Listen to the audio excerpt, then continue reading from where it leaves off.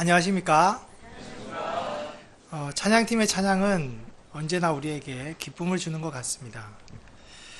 반면 최근 여러 곳에서 들려오는 사고 소식이나 삶의 무거운 짐들은 우리의 마음을 어둡고 또 두렵게 하는 것 같습니다. 이런 우리에게 오늘 말씀은 큰 위로와 소망이 됩니다.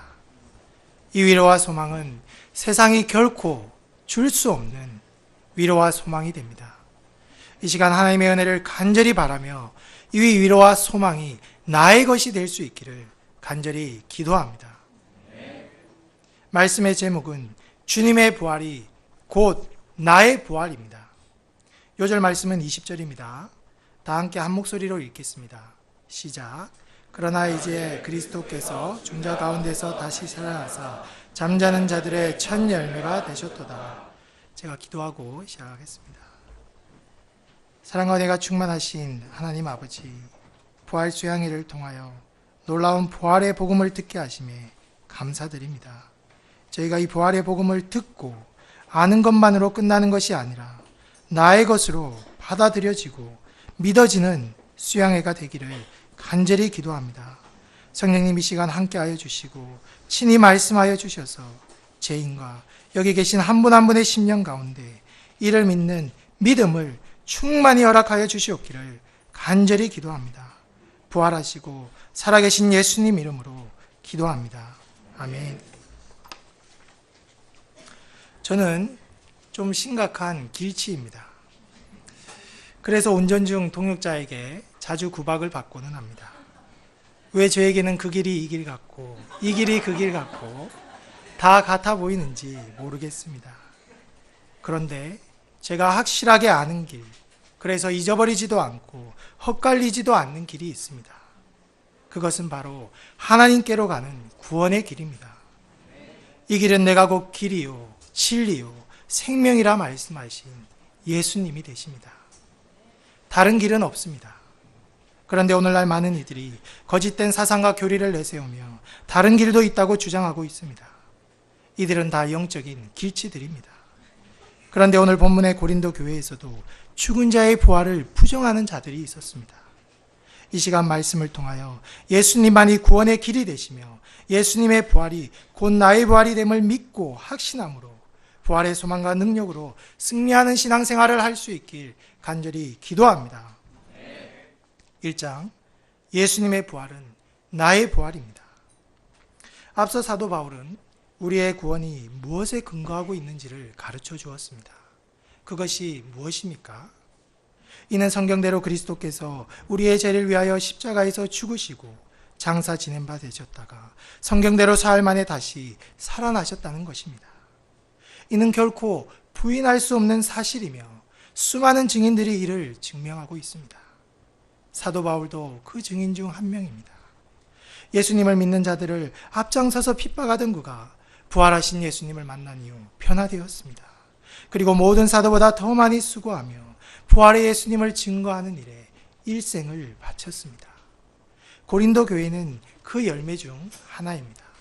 그런데 12절을 보십시오. 그리스도께서 죽은 자 가운데서 다시 살아나셨다 전파되었거늘 너희 중에서 어떤 사람들은 어찌하여 죽은 자 가운데서 부활이 없다 하느냐. 사도 바울이 전한 복음을 듣고 변화된 고린도 성도 중 죽은 자의 부활을 부정하는 자들이 있었던 것입니다. 이는 사도 바울의 가슴을 매우 아프게 하는 일이었습니다. 이들은 예수님의 부활을 부정하는 것은 아니었습니다. 그러나 죽은 자의 부활을 믿지는 못하였습니다.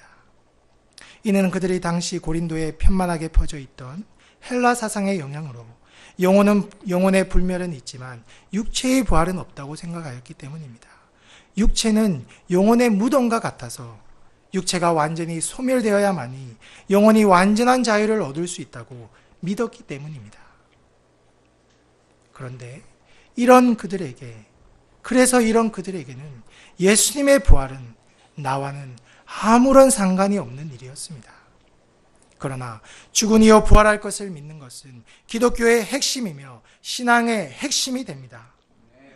그래서 사도 바울은 그리스도의 부활이 필연적으로 신자의 부활이 됨을 상한 심령으로 다시금 가르쳐주고 있습니다. 13절을 보십시오. 만일 죽은 자의 부활이 없으면 그리스도도 다시 살아나지 못하셨으리라.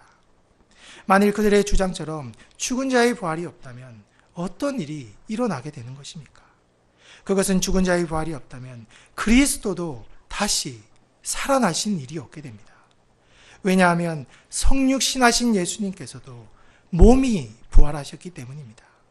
그러므로 죽은 자의 부활을 부정하는 것은 곧 예수님의 부활을 부정하는 것이 됩니다.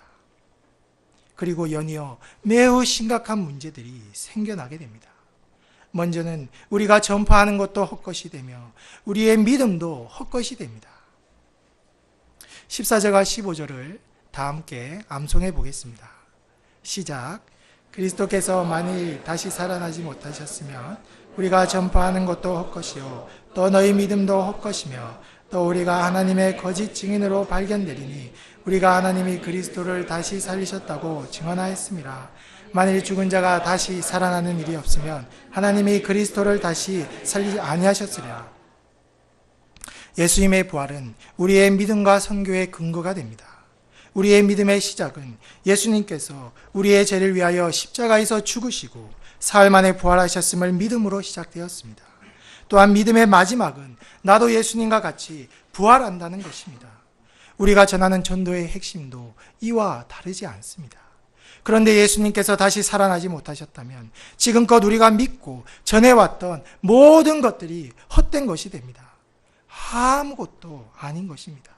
도리어 하나님의 십계명 중 9계명을 어긴 중죄인이요 하나님의 거짓 증인이 되어버립니다. 하나님께서 예수 그리스도를 다시 살리셨다고 증거해온 우리는 거짓말쟁이 중에서도 최고의 거짓말쟁이요 사기꾼 중에서도 최고의 사기꾼이 되는 것입니다. 그 중에서도 최고의 사기꾼 두 분, 이누가 이레베카 사모님이 저기 뒤에 앉아 계십니다. 또한 우리 모임은 2041년까지 10만 명의 전문 사기꾼을 양성하겠다는 황당한 꿈을 가진 사기 집단이 되어버리는 것입니다. 저도 여기에 동조하여 지금 사기를 치고 있는 것이 되며 여기에 모인 분들도 이렇게 선한 표정으로 사기 수법을 배우고 있는 것이 됩니다. 두 번째 문제는 우리가 여전히 죄 가운데 있게 된다는 것입니다. 17절입니다. 그리스도께서 다시 살아나신 일이 없으면 너희의 믿음도 헛되고 너희가 여전히 죄 가운데 있을 것이요. 로마서 6장 23절에서 죄의 싹은 사망이라고 하였습니다. 그런데 우리가 여전히 죄 가운데 있다는 것은 사망의 권세를 이기지 못하고 계속적으로 죽음의 그늘 아래 놓여 있다는 것을 말합니다. 그러므로 예수님의 부활이 없다면 우리는 계속해서 죄의 종이 되어 죄가 시키는 대로 살다가 죄로 고통하며 죽음을 맞이해야 하는 것입니다. 다시 말해 죽을 때까지 죄에 두들겨 맞으며 아파하고 반복적인 넘어짐 속에서 더럽고 추악한 죄악의 열매를 주렁주렁 맺는 고통스럽고 비참한 삶을 살아가야 한다는 것입니다. 세 번째 문제는 복음을 믿고 잠든 자들뿐만 아니라 신자도 모든 사람 가운데 가장 불쌍한 자들이 됩니다. 18절과 19절을 보십시오. 또한 그리스도 안에서 잠자는 자도 망하였으리니 만일 그리스도 안에서 우리가 바라는 것이 다만 이 세상의 삶뿐이면 모든 사람 가운데 우리가 더욱 불쌍한 자이리라. 많은 성도들이 부활의 소망을 안고 온갖 핍박과 고난 앞에서도 굴하지 않고 그리스도를 위해 순교의 피를 흘렸습니다. 그들은 다시 산다는 부활의 소망 때문에 모든 것을 감내하며 기쁨으로 그리스도의 고난에 동참할 수 있었습니다. 그런데 죽은 자가 다시 살아나는 일이 없으면 그들은 다 망한 것입니다. 1세기 캄캄한 지하 동굴에서 믿음의 중심을 지키다가 햇빛도 보지 못하고 온갖 질병으로 고통하다 죽어간 초대교회 성도들은 다 망한 것입니다. 26살의 젊은 나이에 한국 땅에 복음을 전하러 왔다. 조선 땅을 밟아보지도 못하고 대동강변에서 칼에 맞아 순교한 토마스 선교사님도 망했습니다. 아니 양아진에 묻혀 계신 선교사님들은 다 망한 것입니다. 예수님 때문에 두 아들이 있고 자기도 공산당의 총에 맞아 죽은 송양원 목사님도 망한 것이며 지금껏 잔인한 고문 속에 고통하다 죽어간 북한의 지하교회 성도들도 다 망한 것입니다. 부활을 믿고 순교했는데 막상 죽고 나니 아무것도 없다니 이보다 더 불쌍하고 억울한 일이 어디에 있겠습니까? 뿐만 아니라 이 땅에 살고 있는 신자들도 가장 불쌍한 자들이 되어버립니다. 우리가 주님을 위해서 기꺼이 헌신하고 희생할 수 있는 이유가 무엇입니까?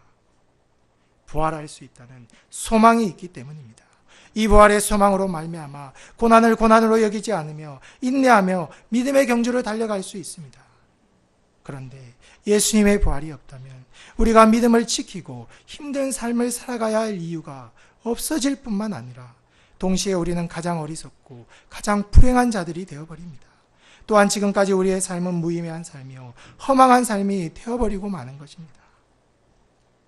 우리 목자님들 누릴 것 다 누려보지도 못하고 즐길 것 제대로 즐겨보지도 못하고 이곳 제기동에서 주님을 위해서 양들을 위해서 그렇게 희생해 왔는데 헌신해 왔는데 우리가 바라는 것이 다만 이 세상의 삶뿐이면 도대체 우리는 뭐가 되는 것입니까? 지금까지 희생하고 헌신해온 삶이 너무나도 억울하지 않겠습니까? 철도대 목자님들 그 먼 거리 피곤한 몸과 무거운 발걸음을 뒤로 한 채 양들을 위해 나아갔던 그 힘겨운 시간들은 어떻게 되는 것입니까? 머리가 터져라 부활절 말씀을 암송한 어제의 그 시간은 또 뭐가 되는 것입니까? 그러나 이 세상의 삶이 끝이 아니기에 영원한 하나님 나라가 있기에 부활이 있기 때문에 우리의 인생은 결코 불쌍하지도 억울할 것도 없습니다. 아니 우리의 삶은 천국에서 해같이 빛나게 될 것입니다. 세상에 오직 자기밖에 모르고 욕심을 부리고 다른 사람에게 아픔과 상처만을 남기고 간 그런 사람의 인생이 어떻습니까? 오히려 그런 삶이 불쌍한 삶입니다. 그런 인생이 어리석은 인생입니다. 우리가 이 땅에서 좀 손해를 볼지라도 부활의 그날을 소망하며 죽어가는 영혼들을 살리는 목자의 삶이야말로 가장 아름답고 영광스러운 삶인 것입니다. 무엇보다 20절을 보십시오. 다 함께 암송해 보겠습니다. 시작. 그러나 이제 그리스도께서 죽은 자 가운데서 다시 살아나사 잠자는 자들의 첫 열매가 되셨도다. 그러나 이제 그리스도께서 죽은 자 가운데서 다시 살아나사 잠자는 자들의 첫 열매가 되셨도다. 예수님께서는 죽음을 이기시고 부활하셨습니다. 그리고 우리의 첫 열매가 되어주셨습니다. 첫 열매는 매우 중요합니다. 이는 일단 어떤 나무에 첫 열매가 열렸다는 것은 그 다음부터 얼마든지 그와 똑같은 열매들이 열릴 수 있다는 증거가 되기 때문입니다. 그래서 열매가 되어주신 예수님은 우리의 참 소망과 기쁨이 됩니다. 이는 예수님께서 부활의 첫 열매가 되셨기 때문에 그를 믿는 우리도 다음 열매로서 모두 부활하게 될 것이기 때문입니다. 주님의 부활이 곧 나의 부활이 되는 것입니다. 또한 부활하되 우리는 썩지 않고 영광스럽고 강한 새로운 몸으로 부활하게 될 것입니다. 참으로 놀랍고 감사한 일이 아닐 수 없습니다. 그런데 예수님 한 몸으로 말미암아 어떻게 모든 신자들이 부활을 할 수 있는 것입니까? 21절과 22절을 보십시오. 아담 안에서 모든 사람이 죽은 것 같이 그리스도 안에서 모든 사람이 삶을 얻으리라. 그러나 각각 자기 차례대로 되리니 먼저는 첫 열매인 그리스도요 다음에는 그가 강림하실 때에 그리스도에게 속한 자요. 아담 한 사람의 불순종으로 말미암아 세상에 죄가 들어오게 되었고 죄로 말미암아 사망이 들어오게 되었습니다. 이로 인해 아담과 같은 죄를 짓지는 않았지만 아담 안에 있는 자들에게 죄와 사망이 왕노릇하게 되었습니다. 그래서 아담은 불순종과 죽음의 첫 열매가 되었습니다. 반면 예수님은 부활의 첫 열매가 되셨습니다. 예수님께서 부활하심으로 죽음이 왕노릇하는 세상에 부활과 생명이 들어오게 되었습니다. 그러나 예수님께서 죄와 죽음을 이기시고 부활하셨다는 사실만으로 우리 모두에게 구원을 주는 것은 아닙니다. 예수님의 부활이 나의 구원, 나의 부활이 되기 위해서는 내가 예수님 안에 있어야 합니다. 우리가 누구 안에 있는가, 즉 누구에게 속하였으며 누구에게 지배를 받는가 하는 것은 매우 중대한 문제입니다. 속했다는 것은 연합한 자라는 뜻입니다. 우리가 예수님을 믿고 예수님과 연합하게 될 때 우리는 내 안에 거하시는 예수님의 능력으로 말미암아 능히 부활할 수 있는 것입니다. 로마서 8장 11절은 말씀합니다. 예수를 죽은 자 가운데서 살리신 이의 영이 너희 안에 거하시면 그리스도 예수를 죽은 자 가운데서 살리신 이가 너희 안에 거하시는 그의 영으로 말미암아 너희 죽을 몸도 살리시리라. 그러므로 우리는 예수님과 온전히 연합하고 예수님 안에 확실히 거해야 하겠습니다. 예수님과 연합하고자 하는 간절한 소망 가운데 예수님의 겸손, 예수님의 온유하심, 예수님의 사랑, 예수님의 목자의 심정, 예수님의 희생, 예수님의 충성, 예수님의 순종을 배우기에 힘써야 하겠습니다. 24절에서 28절은 그리스도의 부활로 장차 일어나게 될 사건들을 기록하고 있습니다. 예수님께서는 최후의 날 심판장이 되셔서 온 세상을 심판하시게 될 것입니다. 이때에는 모든 통치와 모든 권세와 모든 능력을 멸하시고 나라를 아버지 하나님께 바치게 됩니다. 이것은 사단의 통치권을 빼앗고 하나님의 주권을 회복하는 것입니다. 그리고 이때 세상의 모든 악한 세력들이 주님 앞에 무릎을 꿇게 될 것입니다. 그리고 맨 나중에 멸망받을 원수는 사망입니다. 예수님께서 인생들을 그토록 괴롭혀왔던 사망을 멸하실 것입니다. 사망은 우리 모든 인생의 공공의 적이었습니다. 누구도 이 사망을 물리치지 못했습니다. 그러나 부활하신 예수님은 마침내 사망을 이기셨습니다. 이 예수님의 승리는 예수님께 속한 우리의 승리이기도 합니다. 그리고 우리는 이제 원수인 죽음을 정복하신 예수님 안에 살기 때문에 더 이상 그 무엇도 두려워하지 않아도 됩니다. 결코 불쌍하지도 억울할 것도 없습니다. 우리의 원수 죽음을 이기시고 만유의 질서를 회복하시며 우리에게 승리를 주시는 부활의 주님께 감사와 찬양을 드립니다. 2장, 부활의 소망이 있으면 죽을 수 있습니다. 그럼 부활을 믿는 자의 삶은 어떠해야 합니까? 30절과 31절을 다 함께 암송해 보겠습니다. 시작. 우리가 언제나 위험을 무릅쓰려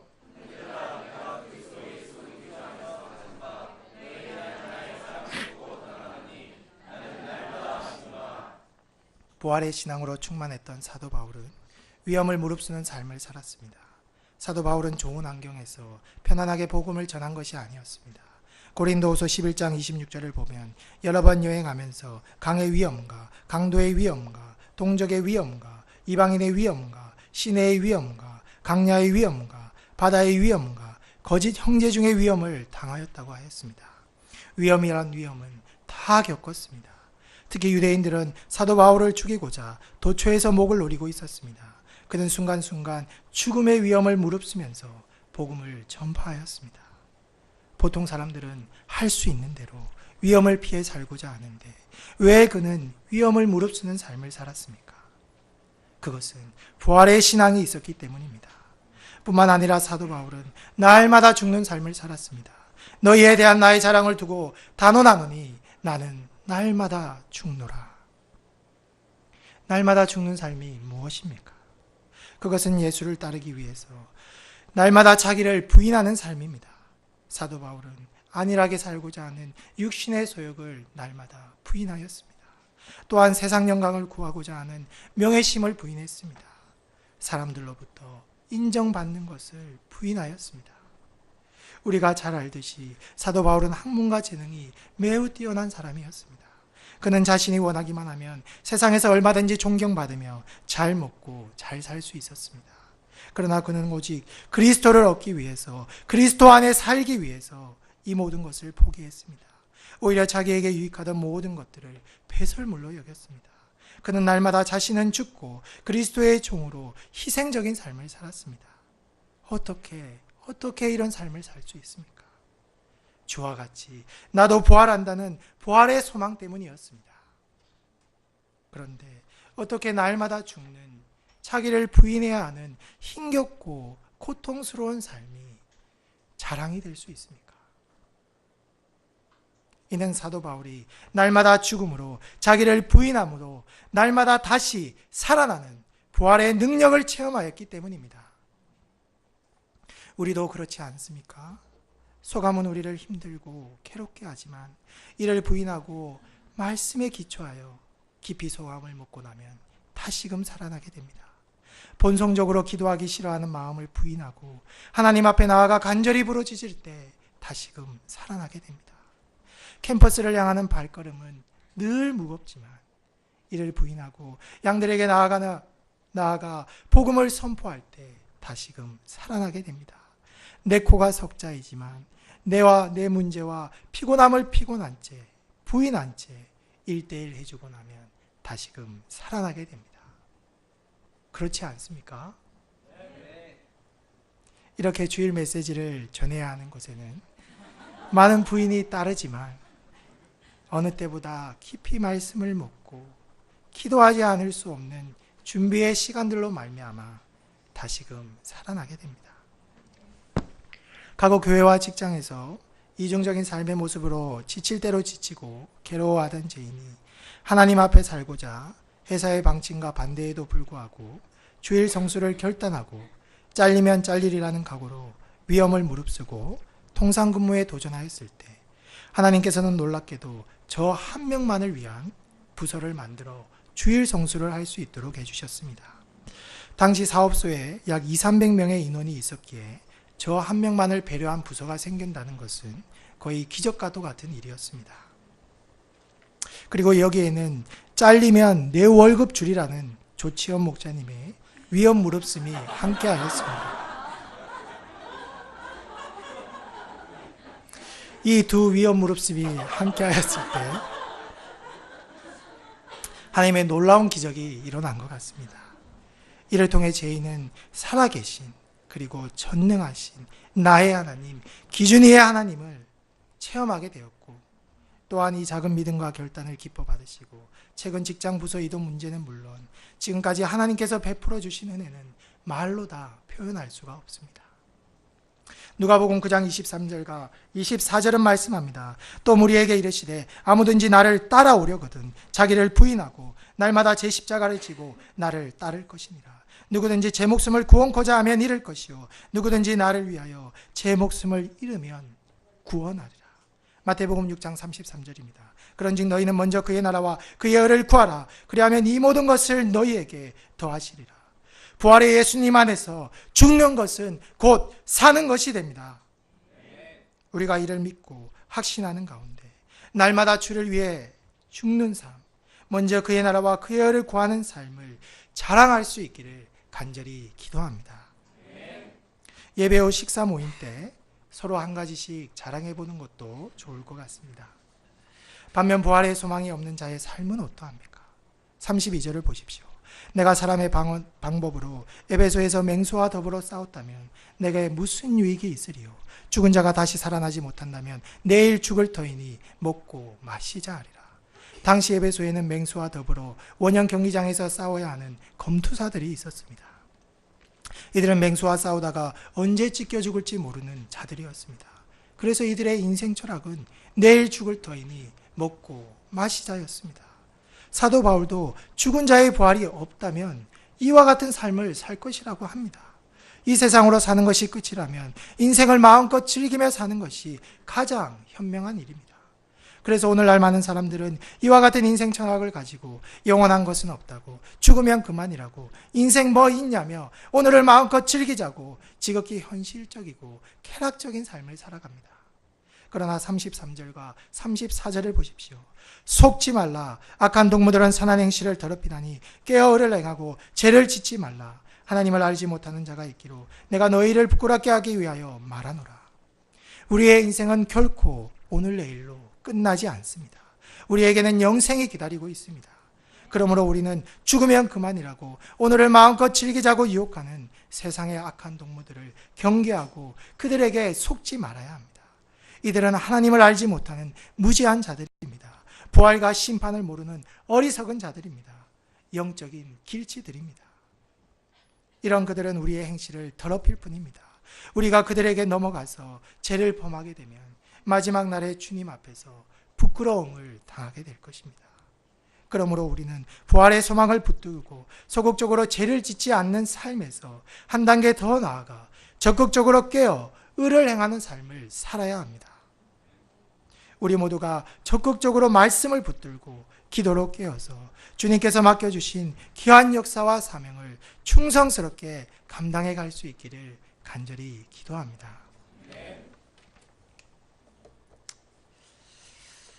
학창시절 동기들 가운데 전설로 남는 이야기가 하나 있습니다. 한 선배가 후배들을 데리고 밤낮으로 20일을 쉬지 않고 술을 먹었다는 것입니다. 그 사람이 바로 저입니다. 철도대를 넘어 의왕시에 술 문화를 이끌었던 사람이 저였습니다.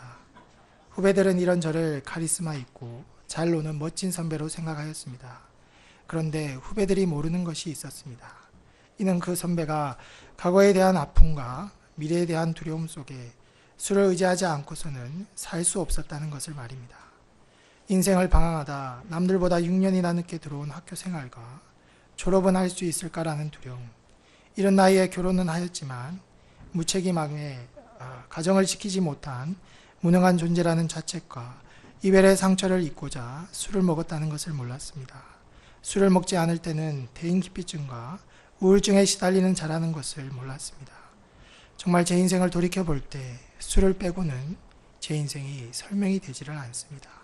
술에 울고 웃는, 술에 살고 죽는 삶이 바로 저의 삶이었습니다. 이런 저의 삶에 희망이라고는 없었습니다.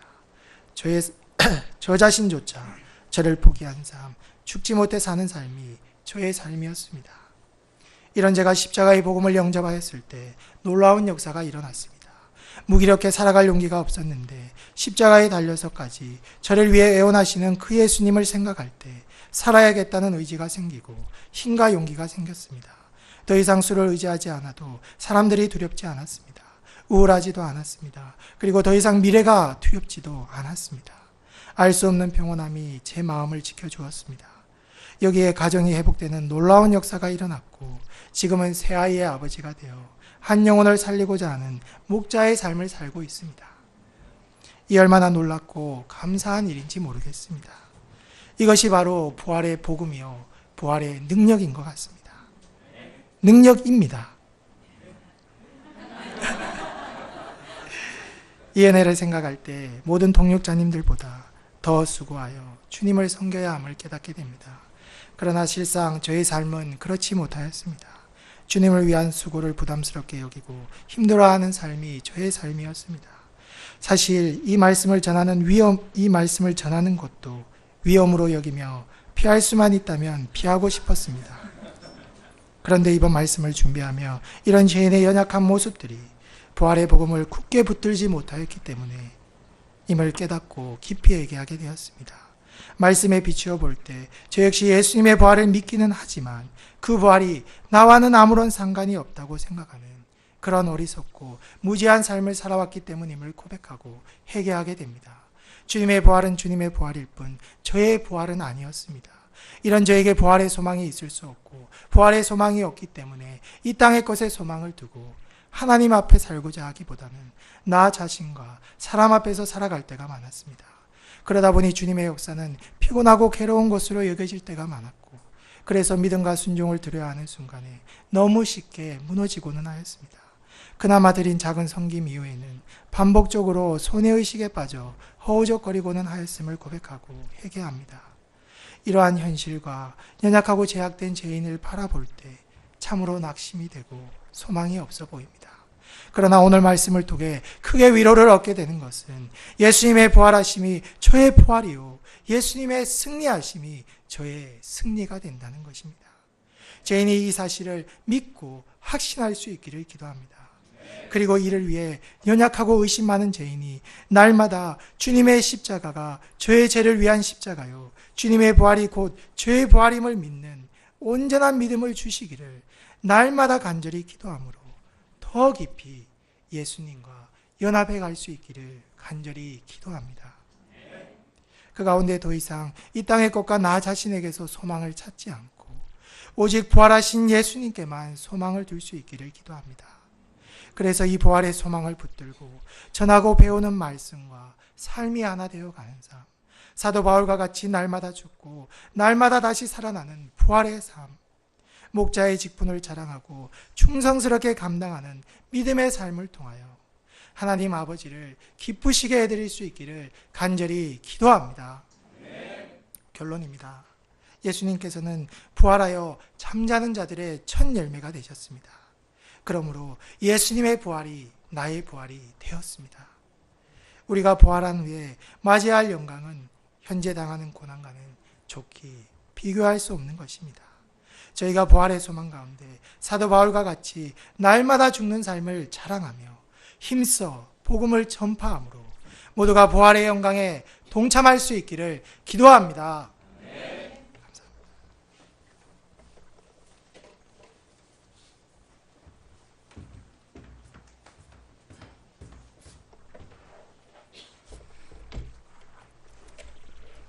안녕하십니까? 2번 타자입니다. 평소에는 오늘은 왠지 두 명이서 연지에서 사기치러 올라오고 이렇게 생각하지 마시고, 사가랴 목자님은 부활의 증인 1번이고 저는 부활의 증인 2번입니다. 35절에서 58절까지 말씀입니다. 바울은 지금까지 그리스도의 부활이 역사적인 사실이며 장차 우리 신자들의 부활도 확실한 것임을 증거하였습니다. 그런데 어떤 자들은 또 다른 의문을 제기하고 있습니다. 부활을 이렇게 믿지 않으려는 자들은 어떤 궤변을 대서라도 믿지 않습니다. 그들은 질문하기를, 첫째, 죽으면 썩어 없어지는 우리가 어떻게 부활하는가 하는 것입니다. 사실 우리 육신은 죽으면 썩어 없어집니다. 어떤 자는 아예 화장을 한 후에 바다에 뿌려지기도 합니다. 이런 육신이 어떻게 부활하게 되는가 의문을 제기합니다. 둘째는 죽은 자들이 부활하게 된다면 어떠한 몸으로 부활하게 되는가 하는 것입니다. 생각해보면 불의의 사고로 팔다리를 잃은 사람은 팔다리가 없이 부활해야 될까요? 아니면 팔다리를 가지고 부활해야 될까요? 우리가 잘 아는 사랑의 지선아의 작가 이지선 씨는 사고 전 모습으로 부활할까요? 아니면 사고 후 모습으로 부활할까요? 여기 계신 양마가 목자님 어머님은 지금 모습으로 부활할까요? 아니면 20대에 고왔던 새색시 모습으로 부활할까요? 말하자면 이런 질문입니다. 사도 바울은 이런 의문을 제기하는 자에 대해 어리석은 자라고 잘라 말합니다. 초등학생 같은 질문이라는 것입니다. 36절에서 38절 말씀을 다 같이 읽겠습니다. 시작.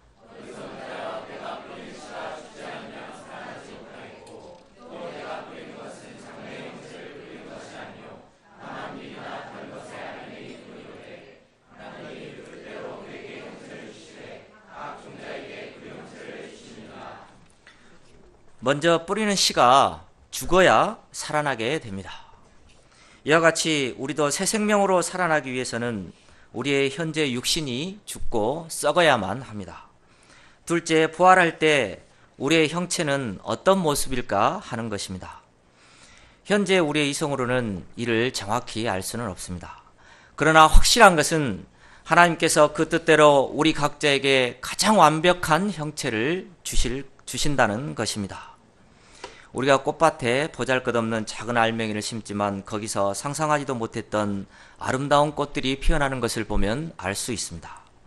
화려한 장미꽃, 순수한 수선화, 귀여운 펜지, 해바라기, 나팔꽃, 데이지, 무궁화, 히아신스, 에델바이스, 초롱꽃, 복수초, 금자나 등이 각각의 꽃이 피어납니다. 이처럼 하나님께서는 우리 각자에게도 완벽한 형체를 주실 것입니다. 그렇다고 우리의 개성이 바뀌는 것은 아닙니다. 김재환 목자님은 부활한 후에도 김재환 목자님이지 결코 다른 사람일 수 없습니다. 예수님도 육체를 가지고 부활하셨습니다. 유령처럼 영혼만 부활한 것이 아닙니다. 한 제자는 예수님의 못자국 난 손과 창자국 난 옆구리를 만져보기도 하였습니다. 그런데 땅에 속한 형체와 하늘에 속한 형체는 그 본질이 다르고 그 영광도 다릅니다. 우리 육신의 몸은 지상에서 생활할 수 있도록 지음받았지만 부활한 후에는 하늘나라에서 생활할 수 있도록 바뀌어지는 것입니다. 그러면 구체적으로 장차 우리가 받을 형체는 어떤 것입니까? 42절에서 44절을 읽어보겠습니다. 시작.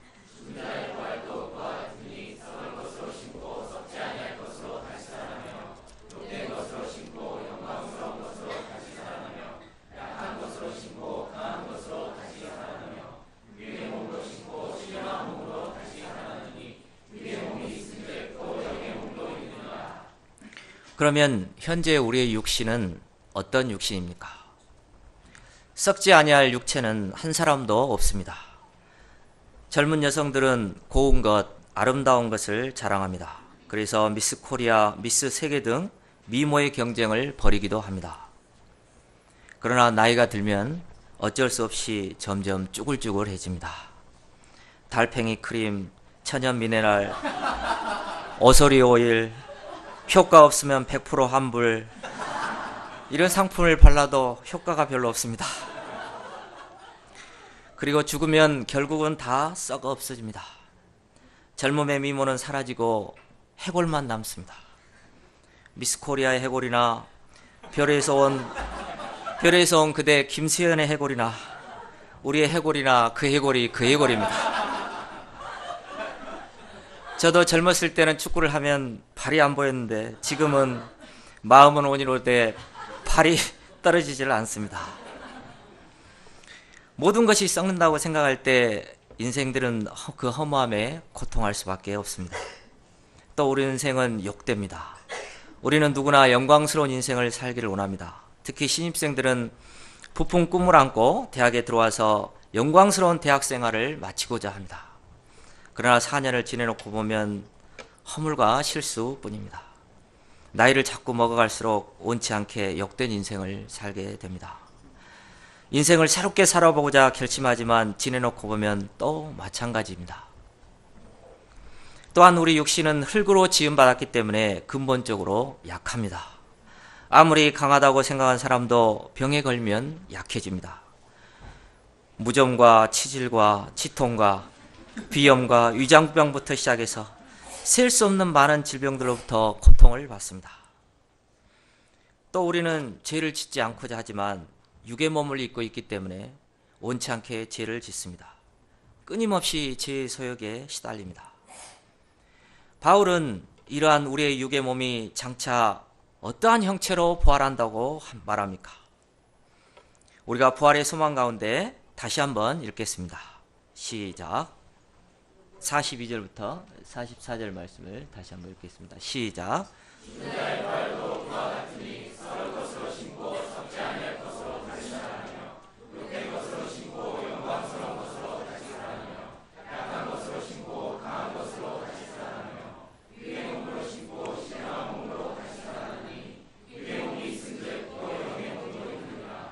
우리가 부활할 때는 썩지 아니하는 몸으로 부활합니다. 그래서 늙지도 않고 죽지도 않습니다. 그곳에는 장례식장도 없습니다. 애곡함도 없습니다.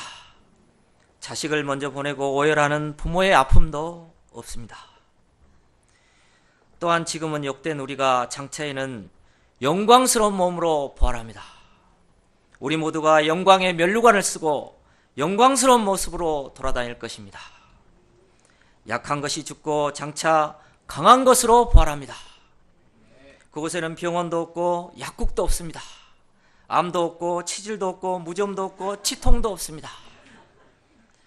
육의 몸은 죽고 대신 신령한 몸으로 부활해서 살게 됩니다. 무엇보다 감사한 것은 그곳에는 죄가 없다는 것입니다. 이 땅에서 육신의 몸을 입고 있는 한 우리는 끊임없이 죄의 소욕에 시달리고 그것이 우리를 고통스럽게 합니다. 죄는 인생들을 비참하게 만들고 욕된 인생을 살게 합니다.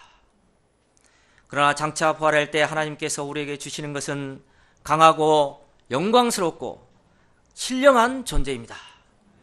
때문에 우리는 더 이상 죄의 소욕에 시달리지 않아도 됩니다. 그때에는 장막에서 냄새나는 양말을 아무데나 던져놓은 형제를 봐도 미운 생각이 들지 않습니다. 아무리 미워하려고 아무리 애를 써도 사랑스러운 마음만 생깁니다. 그곳에서는 정욕적인 생각을 하려고 아무리 애를 써도 추악한 마음이 생기지 않습니다.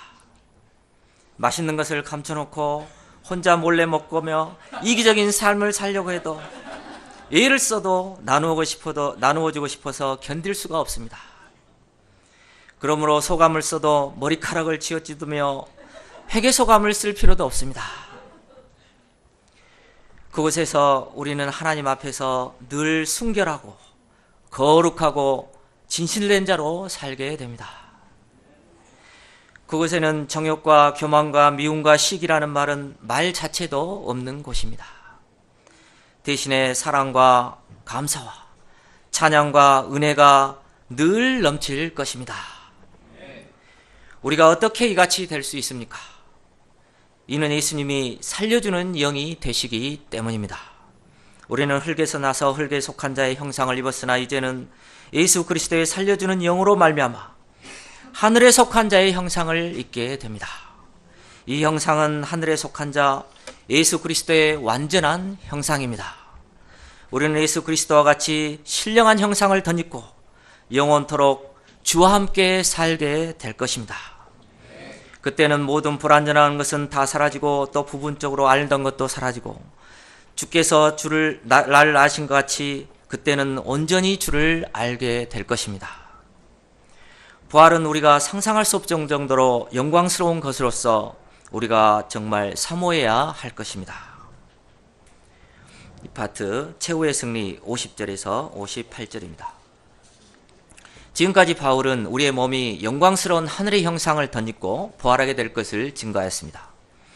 그러면 그런 일들이 구체적으로 언제 어떻게 일어나게 되는 것입니까? 현재 우리의 혈과 육으로는 영원한 하나님 나라를 유업으로 받을 수 없습니다. 우리가 하나님 나라를 유업으로 받으려면 혈과 육에 속한 것을 벗어버리고 변화되어야 합니다. 그날은 예수님의 재림과 함께 반드시 오게 됩니다. 그날은 최후의 승리의 날입니다. 바울은 그 승리의 날을 이렇게 노래하고 있습니다. 보라, 내가 너에게 비밀을 말하노니 우리가 다 잠잘 것이 아니요 마지막 나팔의 순식간에 호련히 다 변화하리니 나팔 소리가 나매 죽은 자들이 썩지 않을 것으로 다시 살아나고 우리도 변화되리라. 이날은 온 우주의 회복의 날입니다. 하나님의 원수들에게는 심판의 날이지만 그날을 고대하는 우리 신자들에게는 구원의 날임됩니다. 이날에 천사장의 나팔 소리가 난과 동시에 갑자기 다 호련히 변화됩니다.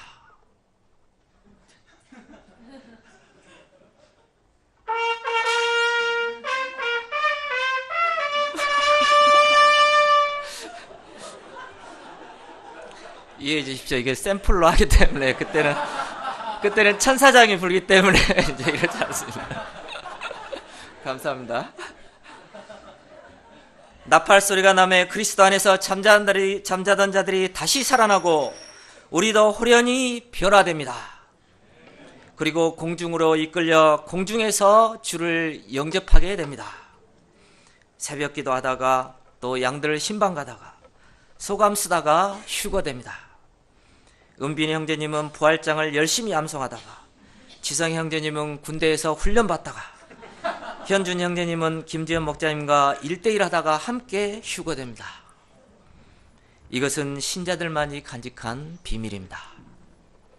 그날에는 이 썩을 것이 반드시 썩지 않음을 입겠고 이 죽을 것이 죽지 아니함을 반드시 입을 것입니다. 이 썩을 것이 썩지 아니함을 입고 이 죽을 것이 죽지 아니함을 입는 그날 사망에게는 사망 선고가 내려지는 날입니다. 이때까지 사망 권세는 인류의 왕노릇 해왔습니다. 인간들은 사망이 쏘는 독소에 쏘여 다 죽었습니다. 죽지 않으려고 몸부림쳤지만 죽음의 권세 앞에 어쩔 수 없이 굴복당하고 고통스럽게 죽어갔습니다. 뿐만 아니라 사는 날 동안에도 죽음이 주는 세력에 시달려왔습니다. 허무주의와 무의미, 무정, 무자비, 무관심, 또 장래에 대한 두려움에 시달려왔습니다. 율법으로 인해 항상 죄의식에 짓눌려 왔습니다. 그러나 그날에는 사망이 사망함으로 말미암아 죄의 세력도 율법의 세력도 그 힘을 잃게 됩니다. 사도 바울은 이 승리가 너무나 엄청나서 이렇게 외쳤습니다. 우리가 사도 바울의 스피릿으로 55절과 57절을 읽겠습니다. 55절에서 57절입니다. 시작.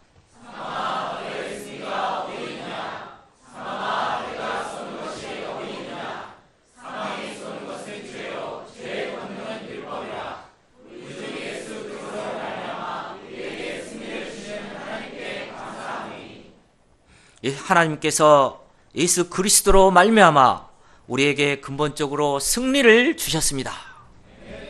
그러므로 이제는 죽음의 세력에 지지 않고 맞서 싸울 수 있습니다.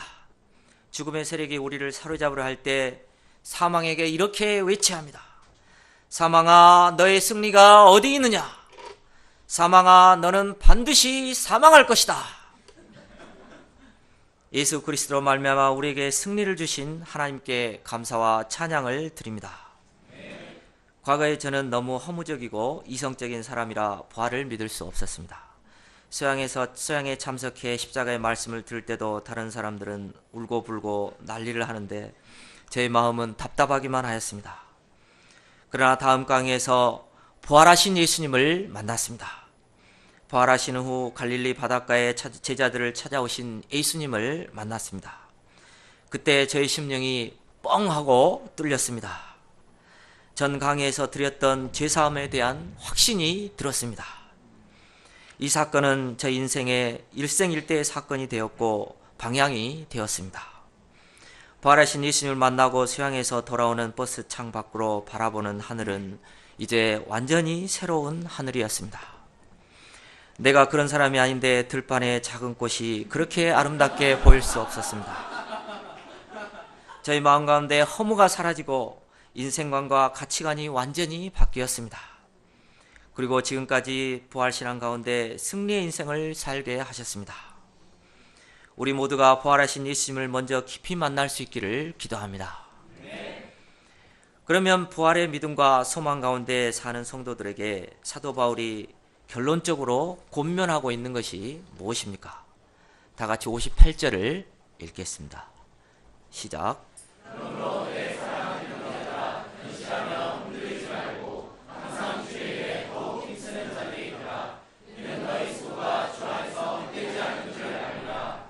여기서 그러므로라는 말은 우리에게 영광스러운 부활의 최후의 승리가 보장되어 있으니 라는 말입니다. 우리가 살고 있는 세상에는 너무나 좋은 것이 많습니다. 그래서 우리가 복음신앙에 흔들리기 쉽습니다. 세상에 속아 헛된 것을 쫓기 쉽습니다. 욕심이나 장래에 대한 두려움 때문에 자기 일에는 열심이지만 주의 일에는 인색하기 쉽습니다. 그러나 세상 일은 다 헛되지만 주의 일은 헛되지 아니합니다. 살아계신 주님께서 100배로 다 갚아주십니다. 우리가 주님께 바치는 것은 결코 희생이 아니요 가장 안전한 곳에 저축하는 것입니다. 부활의 산소망이 있는 자는 이 땅에 썩을 것에 연연해하지 않습니다. 주님께 나의 모든 것을 내어드리고 헌신하는 자입니다. 바울은 부활신앙이 있었기 때문에 날마다 죽는다고 하였습니다. 이 땅에서 과감히 희생하는 것을 두려워하지 않았습니다. 부활의 소망이 있기 때문에 기꺼이 한 알에 썩는 밀알의 삶을 살 수 있었습니다. 부활의 산소망이 있을 때 육신의 안목과 안목의 정욕에 얽매이지 않습니다. 부활의 산소망이 있는 자는 이 땅에서 자기 부인하며 사는 자입니다. 부활의 스피릿으로 능히 자기 십자가를 질 수 있습니다. 부활의 산소망이 있는 자는 장래에 대한 염려와 두려움에도 시달리지 않습니다. 염려와 두려움에 찌들려 사는 고양이가 아니라 포효하는 호랑이 같은 자입니다. 최후에 보장된 승리를 믿기 때문에 생명력이 넘치는 사명인의 인생을 살아갑니다. 시간과 물질을 들여 오히려 주의 일에 더욱 힘쓰는 자가 됩니다. 이처럼 부활에 대한 믿음은 장차 올 최후의 승리만이 아닙니다. 이 땅 현재의 삶에서 우리가 승리의 인생을 살 수 있는 비밀의 열쇠가 됩니다. 우리 모두가 부활의 복음 위에 굳게 서서 흔들리지 않고 항상 주의 일에 더욱 힘쓰는 자들이 될 수 있기를 기도합니다. 우리에게 영광스러운 부활의 소망을 허락하신 하나님께 감사와 찬송을 드립니다. 자, 기도하고 마치겠습니다. 감사하신 하나님 아버지, 이 땅에서 참 죽음의 세력 가운데 참 썩어지고 참 이 없어질 자들을 불쌍히 여기시고 참 예수님의 부활을 첫 열매로 하셔서 이제 저희의 부활을 약속하시고 최후의 승리를 주실 것을 믿고 감사를 드립니다. 제가 이 땅에서도 이 부활의 신앙 위에 굳게 서서 주의 일에 더욱 힘쓰는 자들이 될 수 있기를 간절히 기도합니다. 감사하며 예수님 이름으로 기도하였습니다.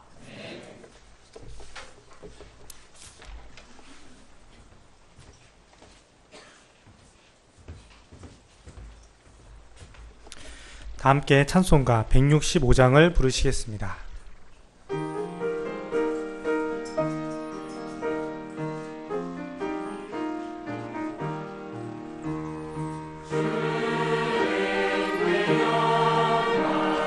다시 사신 주